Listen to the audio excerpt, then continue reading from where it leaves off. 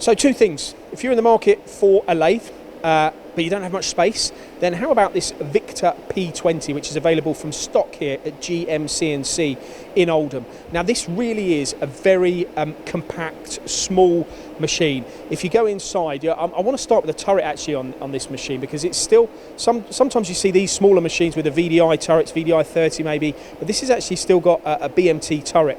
So by bolting those tools to that turret, do add more security when you're machining.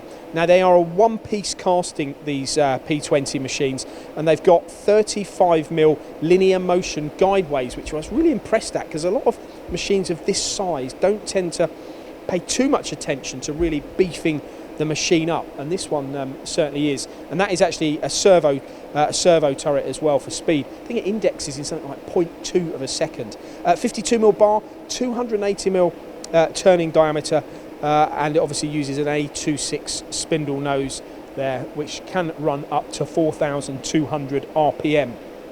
Wow, all of that content, hopefully you digested that. The machine itself does come with the things you see here as standard. You've got the probe and the parts catcher, and of course the parts bin. And we can't forget to mention one of the industry's most popular control systems, the FANUC series OITF.